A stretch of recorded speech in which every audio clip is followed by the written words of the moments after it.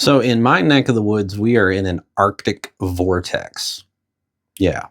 And it's as fun as it sounds. It has been, hovering like 10 degrees is our high. It's getting down into the negatives at night. So fishing hasn't really been even something to consider. That being said, I'm kind of bored. So let's make something. I want to make my perfect fly dryer. Perfect for me. Let's give it a go.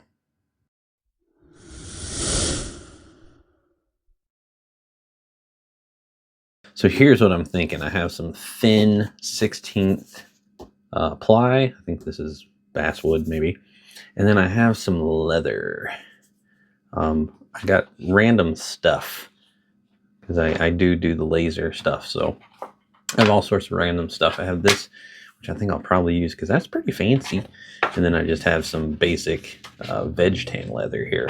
So I'm thinking something along the lines of cutting out my shape, having a magnet, that covered by the leather, and then in theory that magnet should have enough, it should have enough gumption to catch a fly, make it hang out there.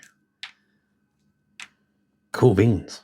So yeah, I'm going to come up with some sort of shape, maybe like a trout outline or something. I don't know. We'll get there. So I came up with the just generic trout outline shape here, and I think that's what I'm going to run with. So I'm going to cut a piece of this out of the plywood and the leather, and then the plywood will be kind of the backer, and then I'll put the magnets in and glue the leather over top of that, maybe, sorta, kinda, and then we'll see what we end up with. Burn.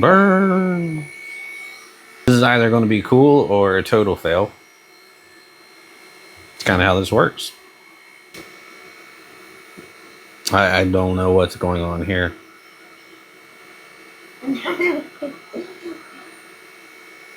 Just so you know, leather is really stinky when it burns. Just food for thought. Well, that was a fail. Pretty sure I cut it too hot, but it also just might be this leather. So I'm going to try a veg tan and see if I can get a little bit better than that, because that's gross. That burn was way more successful. I sped the laser up a bit and took the power down and got what we needed, hopefully. Okay, it's time to start sciencing this a little bit, because what I'm thinking is something like 3 or so magnets along the length of this. My concern, which I didn't really think about, is when I'm laminating this up, yeah, see, that's going to cause some problems, is I've got too much magnet sticking up. So I think what I'm going to do is abandon this one, cut another one of these, and I think I'll use the laser to recess this a little bit. I'll engrave some circles in there and hopefully get enough depth that I can get these magnets to set more flush than they are now. That's my hope. So putting that magnet in the calipers, I'm getting in the neighborhood of 15.4, so I'm going to make some 15.4 circles on here and try to recess this magnet a little bit. All right, hot off the press. Let's see what we got. Much better. I probably could have done one more pass, but that's all right. That's a lot better. Let's see. Yeah, the leather's setting around that a lot better. So cool. All right, I'm going to start getting things glued up here. I'm going to use some goop. I've used goop for a long time in making turkey calls and stuff like that, and it's a nice flexible adhesive. And anytime you're doing something that is going to be subjected to temperatures or elements, I find that it's a really good adhesive for that. So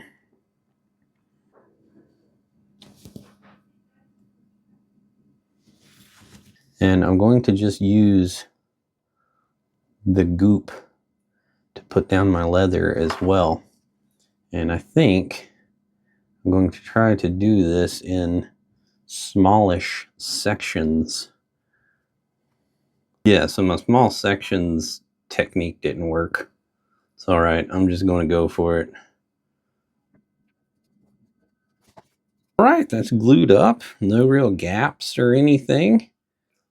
So the recessing did good. I'm going to do a little bit of cleanup. And now, kind of the worst part for me, which is the waiting for some glue to dry. So be back in a few. I think there's a woodpecker on the house. So the reality is I always hope to inspire, and I don't want to discourage by using something like the laser. Now I have that, so I like to use it because it does make life easier for me. I can do intricate things very easily. But this could be as simple as a rectangle of wood with some magnets stuck to it. This, for instance, ignore the intricate fish shape here and just imagine this is a small rectangle. We have a neo magnet on there, and as you can see, it will hold. So it doesn't have to be super fancy for this process to work. I mean, you'd have to be doing some serious headbanging on the creek for that to fall off, or some major jumping jacks for it to fall off. I mean, it's not going anywhere. So it can be as simple as you want it to be, or as complex as you want it to be. I tend to overcomplicate things. One of my flaws. Use whatever materials you have, whatever materials you want. I have these little name badge plates here that you use to, stick a name badge on your shirt or whatever it may be. I'm going to mount that to the back of mine so that I can easily stick it to things. Now, that being said, I realize not everyone's going to have these laying around. So you fly tires out there, if you have UV resin, UV epoxy, regular epoxy, different glues, find a safety pin and just glue a safety pin to it, and then you can pin it to things. I just happen to have these, so I might as well use it. That being said, if you want something like this, they're not that expensive. I'll link some in the description, the ones that I use. They work great. They make sheets of magnets, for instance, which I usually have. I'm out of it right now. That's why I'm using the Neo discs here. Now, these have a little bit more holding power, which is why I like them over the magnet sheets. But there's sheets of magnets out there that you can experiment with. And that could literally just be a piece of wood with the sheet of magnet over it and a pin, and you have yourself a fly patch. So please don't look at this and think, man, well, I can't make this. I don't have a laser. Because again, I don't want to discourage you. I just want to give you some ideas that maybe might help you think outside of the box a little bit and come up with some stuff that's uniquely your own. So in the superficial way that I do, I took a bunch of books and I stacked them on my little fly dryer thing. It should be good enough to work with now. So let's switch things up and return back to that.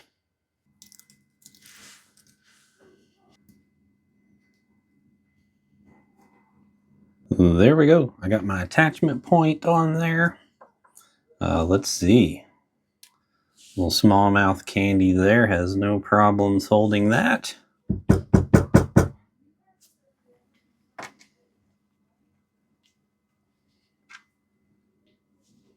Hammerhead.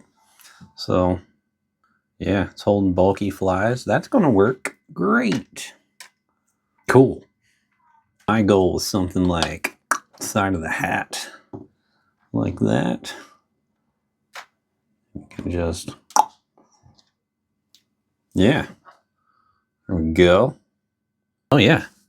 Hardly even noticeable.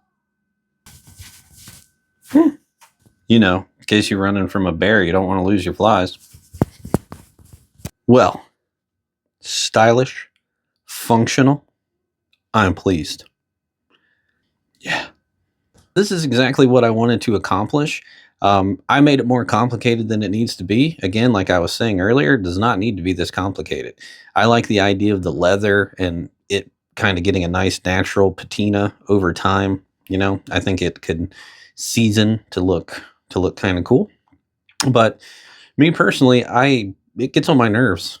Any kind of fly patch or anything up around chest, I tend to snag it on something. My line gets caught on it. It's always gotten on my nerves. So I just wanted to get something that was functional, easy, and I could put it wherever I want to put it. So hat is probably where I'll rock it for the most part. And I think it's going to work well. So again, this idea is super simple. You can make it as complex or simple as you want it to be and make it your own. So I think coming up, I'm going to do another video similar to this, but I think it's going to be more of a bracelet style, I'm thinking.